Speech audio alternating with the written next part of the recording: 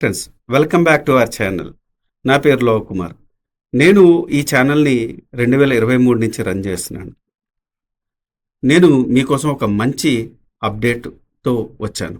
అదేంటంటే నేను ఒక సూపర్ కమ్యూనిటీని బిల్డ్ చేయబోతున్నాను.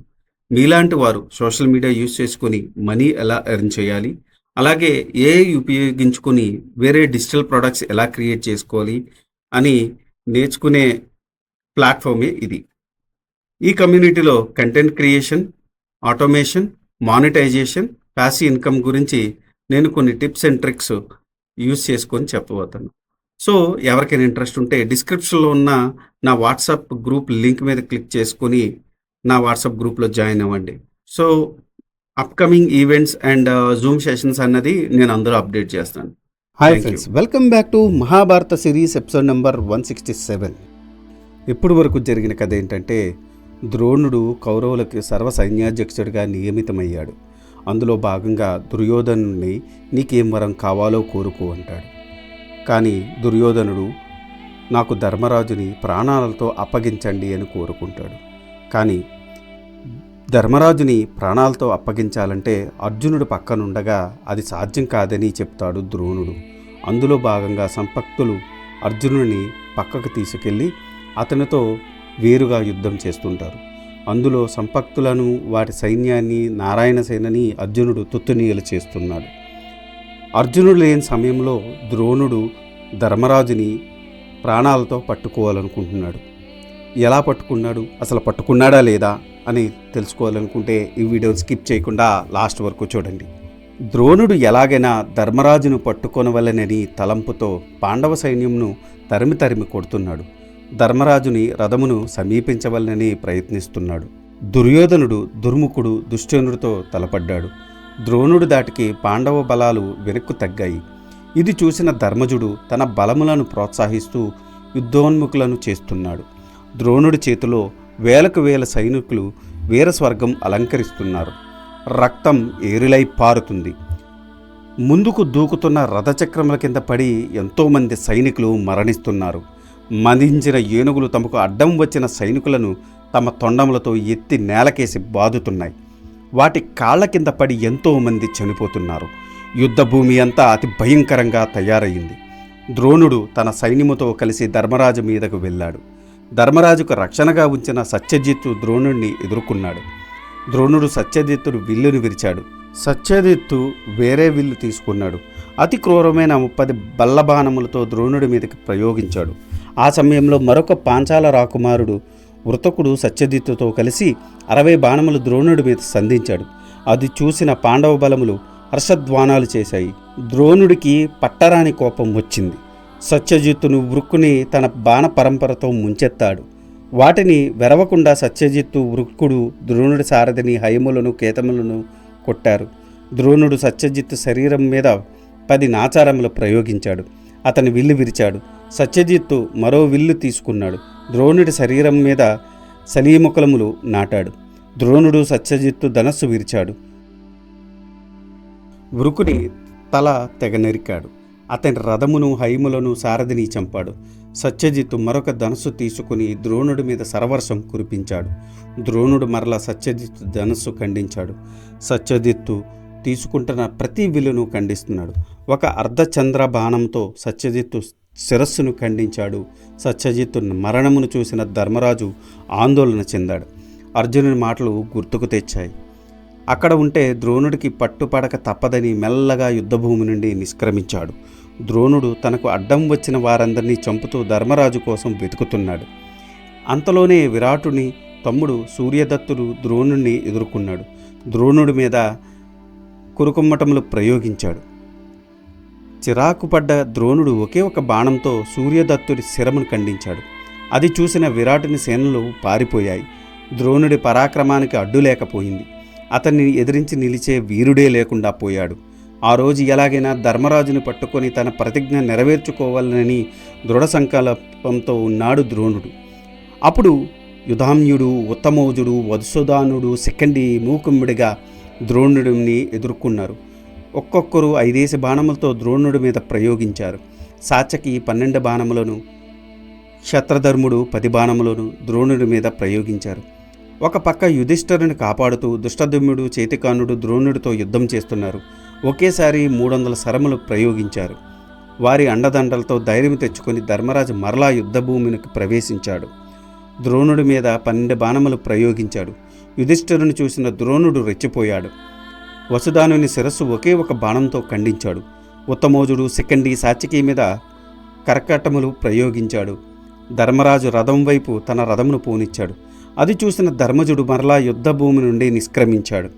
చేతికి చిక్కిన ధర్మజుడు కనపడక పోయేసరికి ద్రోణుడు చిరాకపడ్డాడు. పాండవ సైన్యమును చీల్చి చెండాడుతున్నాడు. రథములు కేతములు విరిగిపడిపోతున్నాయి. ఏనుగులు హైములు నేలకూలుతున్నాయి. వాటి తలలు నేల మీద దొర్లుతున్నాయి. అది చూసిన కౌరవ సేనలు పాండవ సేనలను తరిమి కొడుతున్నారు. ఇంతలో వార్ధక్షేమి చిత్రసేనుడు సేనబిందుడు సువర్చుడు దుష్టద్యుమ్నుడు చేతికానుడు శిఖండి సాత్యకి సుమిత్రుడు తమ తమ బలములను కూడగట్టుకుని మూకుమ్మిడిగా ద్రోణుడిని ఎదుర్కొన్నాడు. ద్రోణుడు తన రథమును వేగంగా తిప్పుతూ అందరికీ అన్ని రూపములతో కనబడుతూ సర్వరసం కురిపిస్తున్నాడు. సుమిత్రుడిని చంపాడు.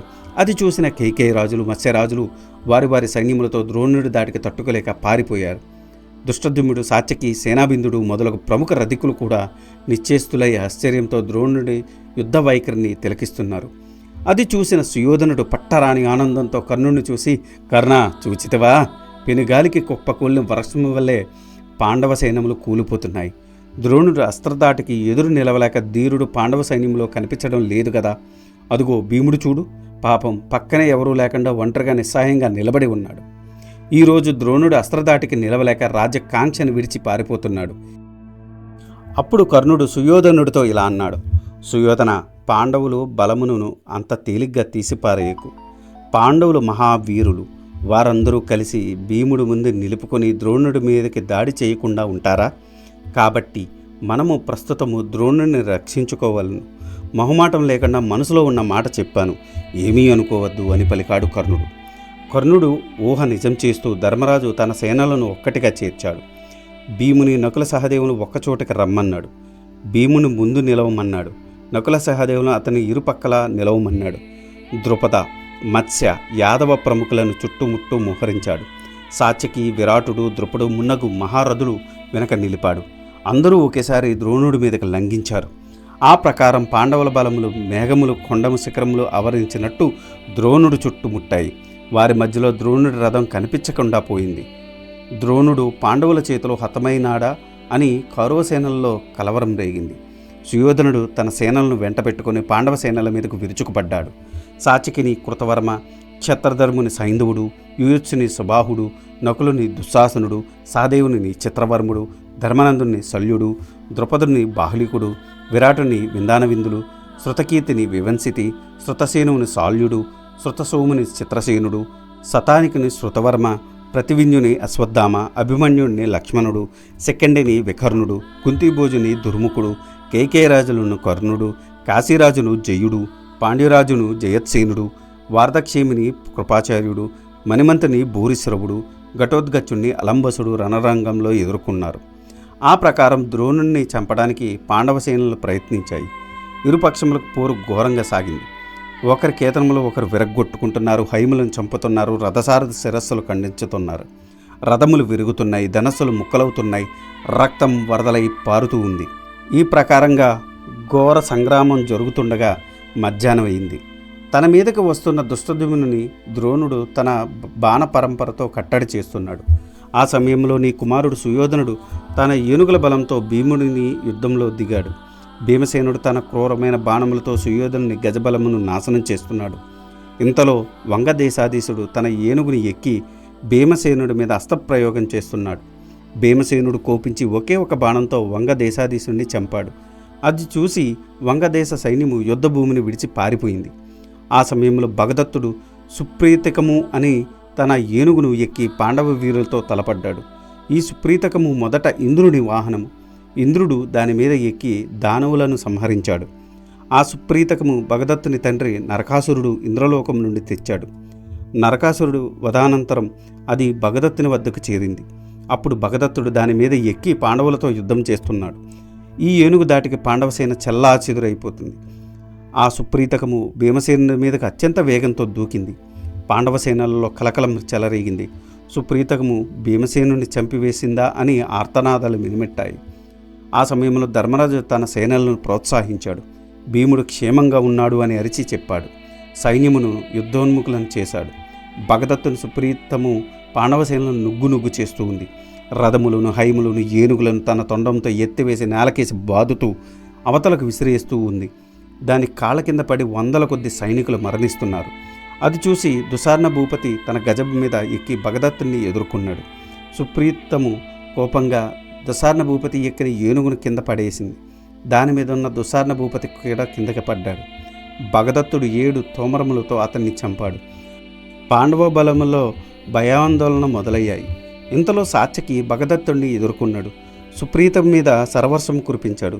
సుప్రీతకము గిర్రున తిరిగి ఆ శరముల నుండి తప్పించుకుంది. సాత్యకి ఎక్కిన రథమును తన తండముతో ఎత్తి అవతలకు విసిరేసింది. సాత్యకి తన రథము నుండి లాగోనగా నేల మీద దూకి తప్పించుకున్నాడు. సాత్యకి సారథి వెంటనే రథమును నిలబెట్టాడు. రథము దెబ్బతిన్నలేదు అని తెలుసుకుని సాత్యకి మరల తన రథం మీదకెక్కాడు. ఇంతలో భీముడు భగదత్తుణ్ణి ఎదుర్కొన్నాడు. కానీ సుప్రీతకము దాటికి తట్టుకోలేకపోయి భీముడు రథమునకు కట్టిన హైమలను రథములను పక్కకు లాక్కొని వెళ్ళాయి. ఆ సమయంలో సుపర్ణుడు సుప్రీతము ఎదుర్కొని దాని కాళ్ళ కింద పడి నలిగిపోయాడు. సుపర్ణుడు మరణించడం చూసిన అభిమన్యుడు, ద్రౌపదీసుతులు, 5 చేతికానుడు, దుష్టకేతుడు, యూత్సునుడు ఒక్కమ్మడిగా సుప్రీతకము ఎదుర్కొన్నారు. దాని మీద సరవర్షం కురిపించారు. కానీ అవి అన్నీ వృధా అయ్యాయి. సుప్రీతకము కోపించి వారి రథములను కాళ్ళ కింద పడేసి విరగ్గొట్టింది. యూత్సుని సారథిని చంపింది. అతడు అభిమన్యుడి రథం ఎక్కాడు. అభిమన్యుడు మొదలగు మహావీరులు సుప్రీతం మీద ప్రయోగించిన అన్ని రకములైన అస్త్రములు దాని శరీరం తాకి ముక్కలవుతున్నాయి. భగదత్తుడు తాను ఎక్కిన సుప్రీతకమును నలుదిక్కులకు పరిగెత్తుతూ పాండవ సైన్యములో గద, రజ, తురగ, పదాతి ధనములను నాశనం చేస్తున్నాడు.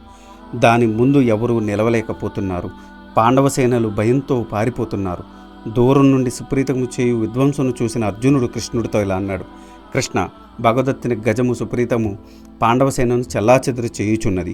ఎదుర్కొనడానికి ఎవరికీ సాధ్యం కావడం లేదు. మనమిద్దరం లేకపోవడంతో ధర్మరాజు, భీముడు ఎన్ని కష్టాలు పడుతున్నారో. వెంటనే మన రథమును భగదత్తుని వైపు మళ్లింపు అని పలికాడు. శ్రీకృష్ణుడు సరే అని రథమును వెనక్కి తిప్పాడు. పాండవ సైన్యము వైపుకు పోనిస్తున్నాడు. ఇంతలో సంపక్తులు వీరాపలము పలుకుతూ అర్జునుడి మీద అస్త్రశస్త్రములు కురిపించారు. 14,000 మంది రధికులు అర్జునుడిని చుట్టుముట్టారు. కృష్ణ, మన బలమును తర్వాత రక్షించవచ్చు. ముందు వీరిని హతమార్చవలను. మన రథమును సంపక్తుల మీదకు పోనిమ్ము. వారిని వధించుట మన తక్షణ కర్తవ్యం అని పలికాడు. కృష్ణుడు తన రథమును సంపక్తుల మీదకు పోనిచ్చాడు. అర్జునుడు గాంధీవం సంధించాడు. దేవదత్తము పూరించాడు. దివ్యమైన బాణములు సంపక్తుల మీద ప్రయోగించాడు. అర్జునుడి అస్త్రదాటికి కేతనములు, రథములు విరగొడుతున్నాయి. హైములు, ఏనుగులు తలలు తెగి పడుతున్నాయి. కాల్బములు, తలలు, చేతులు, కాళ్ళు తెగి నేల మీద దొర్లుతున్నాయి. వారి శరములు బంతులు వలె ఎగురుతున్నాయి. అర్జునుడు విజృంభణ చూసి కృష్ణుడు కూడా అర్జునుడిని ప్రశంసించాడు. కృష్ణుడి ప్రశంసలకు పొంగిపోయిన అర్జునుడు ద్విగుణాక్రీతమైన ఉత్సాహంతో సంపక్తుల మీద సైన్యం మీద విరుచుకుపడ్డాడు. వారిని సర్వనాశనం గావించాడు. కృష్ణ, ఇక్కడ శత్రు సంహారం పూర్తయింది. ఇంకా మన రథమును మన సైన్యమును వంక మరల్చుము అని పలికాడు. కృష్ణుడు రథమును మళ్లించాడు. ఇంతలో వెనుక నుండి సుశర్మ తన తమ్ముళ్లతో కలిసి పెద్దగా అరుస్తున్నాడు. అర్జున, అదేమిటయ్యా, మేము యుద్ధానికి పిలుస్తుంటే పారిపోతున్నావు. మాతో యుద్ధం చెయ్యవా అని అరుస్తున్నారు. కృష్ణ, యుద్ధమునకు పిలుస్తుంటే మరలిపోవడం వీరుల లక్షణం కాదు. కానీ మన సైన్యం చాలా దైన్యస్థితిలో ఉంది. నాకు సరైన మార్గం తోచడం లేదు. నీవే తగు నిర్ణయం తీసుకో అని అడిగాడు. కృష్ణుడు మారు మాట్లాడకుండా రథమును సంపక్తుల మీదకి పోనిచ్చాడు. అర్జునుడు మహాకోపంతో త్రిగర్తుని విల్లు విత్తించాడు. కేతనములు విరిచాడు. తన మీదకు వచ్చిన అతని తమ్ముళ్ల శిరములను ఖండించాడు. అది చూసి త్రిగర్తుడు మూర్ఛపోయాడు. ఇంతలో పాండవ సేనలు యుద్ధభూమి నుండి పారిపోవడం అర్జునుడికి కంటపడింది. కృష్ణ, అటు చూడు, సుప్రీతకము దాటికి ఆగలేక మన సేనలు పారిపోతున్నాయి. సుప్రీతకము మన వారిని తరుముతున్నది. వెంటనే మన రథములను అటువైపు వెళ్ళుము అని అన్నాడు. కృష్ణుడు అపరమైన వేగంతో తన రథమును పాండవ సైన్యం వైపు పరిగెట్టించాడు. అర్జునుడు దేవదత్తం పూరించాడు. భగదత్తుని మీద కురుకుమ్మటలు ప్రయోగించాడు. సుప్రీతకము తనకు అడ్డంగా నిలిచాడు. భగదత్తుడు ఉగ్రమైన బాణములను అర్జునుడి మీదకు ప్రయోగించాడు. అర్జునుడు చిరునవ్వుతో వాటిని మధ్యలోనే ముక్కలు చేసి అతి దృఢమైన బాణములు సుప్రీతకము మీద భగదత్తుని మీద ప్రయోగించాడు. అర్జునుడు వేసిన బాణములు సుప్రీతకమునకు నొప్పి కలిగించాయి. అమిత రౌద్రముతో సుప్రీతకము అర్జునుడి రథం మీదకి అమిత వేగంతో ఉరికింది. అయ్యో, ఇంకేముంది, అర్జునుడు, కృష్ణుడు సుప్రీతము దాటికి ప్రాణాలు కోల్పోయారు అని పాండవసేనలో హాహాకారాలు చెలరేగాయి. అప్పుడు కృష్ణుడు తన రథమును సుప్రీతము దారి నుండి పక్కకు తొలగించాడు. సుప్రీతము అదే వేగంతో పాండవ సైన్యం మీదకు దూసుకుపోయింది. దాని కాళ్ళ కింద పడి పాండవ సైన్యులు వందల కొద్దీ మరణించాడు. అది చూశాడు అర్జునుడు. కృష్ణుడి మీద కోపం వచ్చింది, కానీ ఏమీ అనలేక తన కోపమును తనలోనే అణుచుకున్నాడు. కృష్ణ, మన రథమును సుప్రీతము నాకు ఎదురుగా పోనిము అని ఆదేశించాడు. కృష్ణుడు తన రథమును భగదత్తునికి ఎదురుగా నిలిచాడు. భగదత్తుడు తన తండ్రి నరకాసురుని చంపిన కృష్ణుడి మీద అతి క్రూరమైన బాణములు ప్రయోగించాడు. అర్జునుడు వాటిని ఖండించి భగదత్తుని విల్లు విరిచాడు. భగదత్తుని శరీరం మీద వాడి అయిన బాణములు నాటాడు. భగదత్తుడు అమితమైన కోపంతో 14 తోమరములు అర్జునుడి మీద ప్రయోగించాడు. అర్జునుడు వాటిని మధ్యలోనే ముక్కలు చేసి సుప్రీతమును తొడిగిన కవచమును భేదించాడు. కవచమును తొలగిన ఆ ఏనుగు మేఘమును తొలగిన కొండ శిఖరం వలె ప్రకాశించింది. భగదత్తుడు అర్జునుడి మీద శక్తి బాణమును ప్రయోగించాడు. అర్జునుడు ఆ శక్తిని నిర్వీర్యం చేశాడు. భగదత్తుడు అర్జునుడి కిరీటమునకు గురిపెట్టి ఒక తోమరను విరిశాడు. అర్జునుడు కోపించి 7 బాణములతో భగదత్తుడిని కొట్టాడు. భగదత్తుడు తన చేతిలో ఉన్న అంకుశమును వైష్ణవాస్త్రముగా మంత్రించి అర్జునుడి మీదకి ప్రయోగించాడు. ఆ వైష్ణవాస్త్రము అమిత రౌద్రకారంతో నిప్పులు విరజిమ్ముతూ అర్జునుడి వైపు దూసుకు వస్తూ ఉంది. అది చూశాడు కృష్ణుడు. రథం నుండి లేచి నిలబడ్డాడు. తన గుండెలను ఆ వైష్ణవాస్త్రముకి ఎదురుగా పెట్టి నిలిపాడు. రౌద్రమైన ఆ వైష్ణవాస్త్రము అమిత వేగంతో వచ్చి కృష్ణుడు గుండెలను పువ్వు వెలే తాకి పడిపోయింది. అర్జునుడు కోపం తట్టుకోలేకపోయాడు. కృష్ణ, నా మీద దయ వలన నాకు సారథ్యం చేయడానికి ఒప్పుకున్నావు, కానీ ఆయుధం పట్టణని మాటిచ్చావు. కానీ ఈ విధంగా యుద్ధంలో పాలు పంచుకోవడం భావ్యంగా ఉందా? ఎవరన్నా చూస్తే ఏమనుకుంటారు? అర్జునుడు చేతగానివాడు అనుకోరా?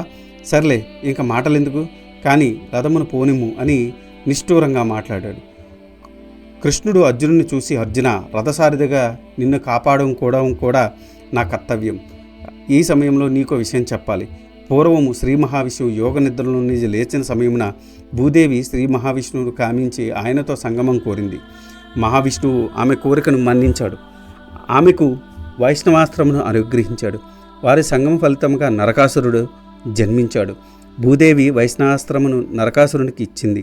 నరకాసురుడి నుండి ఆ వైష్ణవాస్త్రము అతని కుమారుడు భగదత్తునికి సంక్రమించింది. ఆ వైష్ణవాస్త్రము అత్యంత మహిమాన్వితమైనది. విష్ణుంశతో జన్మించిన నా చేత మాత్రమే ఆ వైష్ణవాస్త్రము నిర్వీర్యం అవుతుంది.